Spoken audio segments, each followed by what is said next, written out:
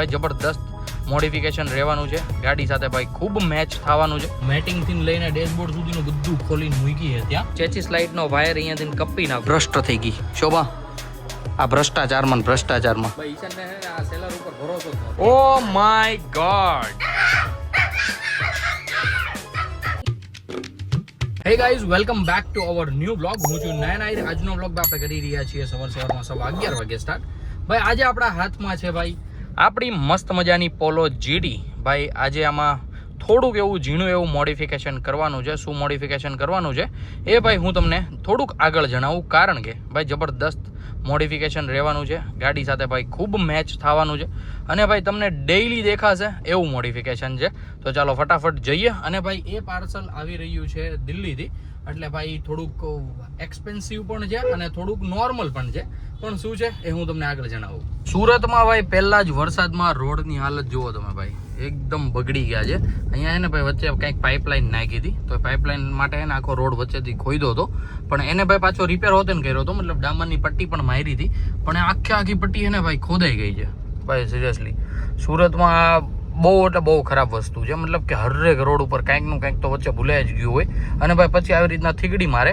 અને પછી ભાઈ અંદર તો માટી જ હોય એટલે વરસાદનું બધું બેહી જાય અહીંયા થઈ રહ્યું છે ભાઈ કન્સ્ટ્રક્શન અને ભાઈ હજુ જો બેઝમેન્ટમાંથી પાણી કાઢતા હોય ને એવું દેખાઈ રહ્યું છે આપણને મતલબ હજી ભાઈ કોક જગ્યાએ છે ને ઓહો ભાઈ અહીંયા હોત ને જુઓ અહીંયા તો ભાઈ આખો ખાડો છે એ મને એમ લાગે છે ખાડામાંથી પાણી બહાર નીકળે જાય રહ્યો અને ભાઈ કોક જગ્યાએ તો હજી ભાઈ પાણી બહાર જ નથી નીકળી રહ્યા બોલો આપણે પહોંચી ગયા છીએ ભાઈ જ્યાં પાર્સલો બધા આવે ને એરિયામાં અને આપણે જવાનું છે અહીંયા બ્લુ ડાર્ટમાં બીકોઝ આપણે ભાઈ અહીંયાથી લેવાનું છે એ પાર્સલની ડેટ હતી ભાઈ 11 તારીખની આજે 12 તારીખ થઈ છે પણ તો પણ હજુ એમાં એવું જ શો કરે છે કે હજુ તમારે 3 દિવસ તો લાગશે જ એમ તો મેં કીધું ભાઈ બ્લુ ડાર્ટની ઓફિસે જ જઈએ અને ત્યાં જઈને એકવાર ચેકઆઉટ મારી લઈએ આપણે કાંઈ બ્લુ ડાર્ટની ઓફિસે તો આવ્યા હતા પણ ભાઈ અહીંયા કોઈ પોસિબિલિટી નથી કે આજે આપણને પાર્સલ મળશે કારણ કે ભાઈ આજે થઈ રહ્યો છે સન્ડે તો ભાઈ કે સન્ડેના અમે પાર્સલ નથી આપતા અમારા સર્વર જ બંધ હોય મેં કીધું ડિલિવરી તો તમારી થાય છે એ કે ડિલિવરી કે ગઈકાલના નીકળી ગયા હોય ને એની જ થાય છે કે બાકી આજનું એક પાછું મંડેથી જ સ્ટાર્ટ થાય એટલે ભાઈ ઓલરેડી 3 દિવસ લેટ બતાવે છે હવે ક્યારે આવે પાર્સલ આઈ ડોન્ટ નો ઘરે આવીને જોયું તો ભાઈ મસ્ત મજાના ચડી રહ્યા છે બાજરાના રોટલા અને મંજુબેન અહીંયા શું બનાવી રહ્યા છો તમે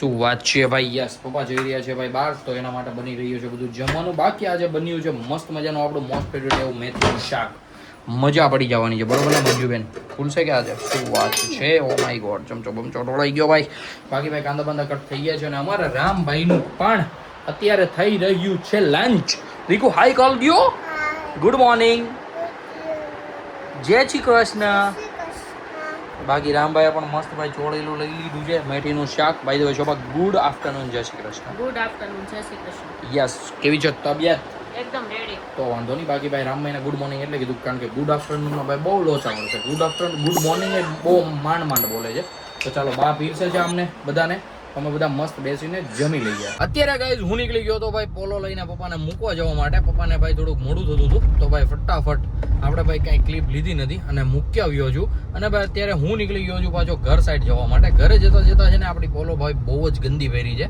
તો હું વિચારું છું કે ભાઈ પોલોને છે ને મસ્ત મજાની વોશ કરાવતા જઈએ ગાડી તો ભાઈ વોશ કરાવવાનો મેળ આવ્યો નથી કારણ કે ભાઈ ઓલરેડી અહીંયા 5-6 ગાડીઓ પડી છે અને ભાઈ બધી ગાડીઓ છે ને હૈદબારી ખરાબ છે મતલબ કે જે પાણીમાં પલ્લેલી ગાડીઓ છે ને એ બધી આવી છે તો ભાઈ આખી આમ મેટિંગથી લઈને ડેશબોર્ડ સુધીનું બધું ખોલીને મૂકી છે ત્યાં તો ભાઈ આપણી ગાડીનો આજે મેળ નહીં આવશે તો ભાઈ હું જોઈએ છે ગોડાદરામાં ક્યાંક ખુલ્લું હોય ટ્રાફિક વગરનું તો ત્યાં મસ્ત ક્લીન કરાવી લઈએ પર્વત પાટિયાથી ગોડાદરા આવતા ભાઈ 3 થી 4 કાર વોશ વચ્ચે આવે છે ક્યાં એટલે ક્યાંય આપણને ભાઈ કાર વોશની જગ્યા નહોતી મળતી કારણ કે ભાઈ વરસાદના લીધે ઘણી બધી ગાડીઓ પલ્લી ગઈ છે તો એના માટે એને બધી ગાડીઓ ખોલીને મૂકી છે અને આપણને ભાઈ ફાઇનલી એક કાર વોશવાળા ભાઈ મળી ગયા છે અને ભાઈ સાથે હું છે ને ભાઈ ચેચિસ લાઇટનો વાયર અહીંયાથી કપી નાખું છું અને ભાઈ પાછી ટેપ મરવી દઈશું કારણ કે ભાઈ એક સાઈડથી ચેચિસ લાઇટ બંધ થઈ ગઈ છે એટલે હું વિચારું છું ચેચિસ લાઇટ બધી કાઢીને પાછળ ડીકીમાં મૂકી દઉં ચોમાસું પતશે ને પછી પાછી આપણે નખવી લઈશું ભાઈ એ જ બેનિફિટ વાળી વાત છે ને કરતો ભાઈ ચેચિસ લાઇટ આખી બગડી જશે ગાડી એકદમ મસ્ત મજાની ભાઈ ચમકી ગઈ છે અને ભાઈ સાફ ગાડી છે ને ચલાવવાની કંઈક અલગ જ મજા આવે મમ્મી અત્યારે તોડી રહી છે ભાઈ ગંગા જળનું પાઉચ શોભાના મોટા બાપાના છોકરાની ગયા હતા હરિદ્વાર તો ભાઈ ત્યાંથી આવી બધી લોટીઓ આવે ને એ લેતા આવ્યા હતા તો ભાઈ બેનો દીકરીઓની ઘરે દઈ કે નહીં તો અમારા રામભાઈ આ ખોલી નાખી અને ખોલીને એમાંથી જે ગંગાજળની પાઉચ નીકળે ને એમાંથી પાણી પીવે બોલો ગંગાજળ પૂરેપૂરું આખું અંદરથી શુદ્ધ થઈ જાય હો બટા તું દબાવ એની કશો વાંધો નહીં. મમ્મી અહીંયા બેઠી છે મસ્ત. અને ભાઈ ઘરે છે ને લાઇટ વહી ગઈ છે ભાઈ. હૈદબારી ગરમી થાય છે. થોડો ઘણો પવન ક્યાંકથી આવે ત્યારે મજા આવે. બાકી બધા ઉઠી ગયા છે. અમે સૂતા હતા ને ત્યાં આવ્યા. દાદાએ ઠપકાર્યું છે કે જોરથી. હું તમને વાત કરું, ઝસકી ગયા અમે. શું થયું? હા, દાદાએ ઠપકાર્યું હતું. રામભાઈ આખું પાઉં જ પી ગયો. આમ જો છે ને. બાકી અમારે કોલાકાર આમ જો તો મમ્મી કયો તો એને કઈ થોડું જોયું હોય શોભા. એ પાઉચ ક્યાંથી જોયું હોય? રામે ક્યાં જોયું હોય? ક્યાં જોયું હોય રામે પાણીનું પાઉચ? ઈ મને જરીક કહેતો. પાણીના પાઉચ બંધ થયા ને લગભગ 5-6 વર્ષ તો થયા. એટલે મમ્મી કેટલા વર્ષ થયા? ગામડે હોજ નથી મળતા હવે. તારી બુદ્ધિ ભ્રષ્ટ થઈ ગઈ શોભા. આ ભ્રષ્ટાચારમાં ડિપ્રેશન. તો ભાઈ અમારા રામભાઈ છે ને આખું ગંગા જળનું પાઉચ પી ગયા છે. અને ભાઈ એકવાર કોમેન્ટ જરૂરથી કરી દેજો.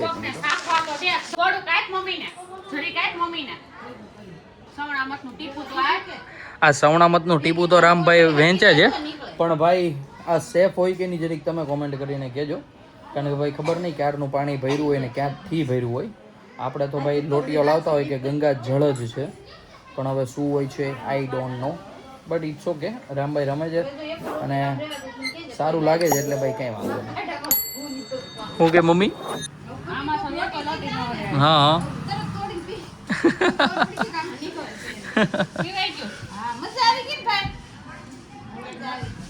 આમ તો કરો. બાકી ભાઈ એને કોકની લોટીયું તો લોટી ઉત્સવ કરતા હોય પણ એ જાત્રામાંથી આવીને તરત ન કરે. 5-6 વર્ષ ગયા પછી કરે ને તો આ બધી લોટીઓ તો કોરિયું નીકળે. કેમ મમ્મી? હા ભાઈ સિરિયસલી. હા એટલે હવે નો હું કઈ. બાકી અંદર પેલા છે ને કમ્પ્લીટલી પાણી ભરીને આવતું હતું. આ તાંબાની હોય ને મમ્મી લોટી. ભાઈ લોટી પતરું જ હોય. ઠીક એવું છે. હા હા નકર તો પેલા કમ્પ્લીટ તાંબુ જ આવતું. કેમ એવું હોય? હા હા હા હા એટલે ભાઈ આપણને કાંઈ એટલું બધું નોલેજ હોય નહીં. બાકી આવી રીતના ભાઈ આવતી ને પહેલાં આવતી ને એમાં કમ્પ્લીટલી પાણી ભરાઈને આવતું. પાઉચમાં નહોતું આવતું એટલે એ પાણી બ્લેક થઈ જતું હતું અથવા તો ઉડી જતું હતું. હવે તો ભાઈ પાઉચ આવે એટલે કંઈ વાંધો નથી આવતો. અને અમારે રામભાઈ રાઈડ ઉપર રાઈડો નાખે. કાંઈ બોલો કેમ રાઈડ નાખશો એટલી બધી? હા હા હા ગંગાજળ પીધું એટલે? હા હા બોડી હા તારી ભલી થાય. બપોર પછી ભાઈ ધમ ધોકાર મહેમાન આવી ગયા હતા. ઈશાનના કાકીજી, સાસુ, ધ્રુવીન બધા આવ્યા હતા. અને એની પછી આવ્યા હતા સુખમામાને એનું આખું ફેમિલી. અને ભાઈ સવારે જે આપણે બ્લુ ડાર્ટમાં ગયા હતા જે કવર લેવા માટે, એ કવર ભાઈ ફાઇનલી ઘરે આવી ગયું. બોલો ભાઈ આપણે હવે કાલે જઈને એની સાથે યસ દળબડ નહીં કરવી પડશે.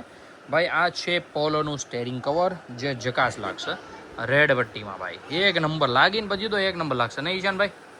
ઈશાનભાઈ યસ સે સારું ભાઈ. ઈશાનને આ સેલર ઉપર ભરોસો જ નહોતો. એ કંઈક ઓનલાઈન મંગાવું નહીં આવે તો એ પૈસા ખાઈ જાય તો. પણ ભાઈ સિરિયસલી એ માણસ જેન્યુન નીકળો. જલંધર હતો. પપ્પા ત્યાં જ ગયા છે પણ પપ્પાને તો ભાઈ આવતા લેટ થવાનું હતું. મેં કીધું એક રિસ્ક લઈ લે નાનું હું બીજું તો હું હવે. બાકી ભાઈ કવરના રિવ્યુ ઈશાનભાઈ પાસેથી લઈએ. ઈશાનભાઈ કેમ છે એમને? તમને આમ યસ પણ નીકળવું રિયલ. કાંઈ વાંધો નહીં ભાઈ. હવે કાલે આપણે જઈને આ ફિટ કરાવી લઈશું. આજે સન્ડે છે તો બધા જ કાર ડેકોરવાળા ઘરે જતા રહ્યા છે. રામને બાંધવાનું છે. ઓય રામને બાંધવાનું છે. બાંધી દે તને?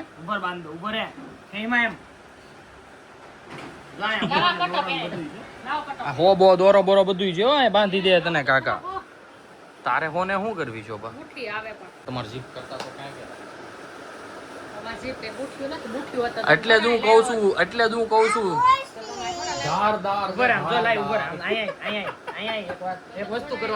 અરે બાપા કેટલીક વાર બોલી તું એકનું એક. કેટલી વાર મને તો સમજાઈ ગયું કે તારી જીભ ધારદાર છે એમ, બુઠ્ઠી નથી. હા એમ. આજે ગાઈસ ડિનરમાં બની ગયા છે મસ્ત મજાના બટેકા પૌવા. સાથે ભાઈ ફરાળ પણ આવી ગયું છે, મતલબ કે પડીકા પણ આવી ગયા છે. રામભાઈ ગયો છે નીચે રમવા માટે. ભાઈ એના માટે મસ્ત મજાનું નવું રમકડું લાવવા છીએ. એ ભાઈ હમણાં હું તમને જમીને બતાવું.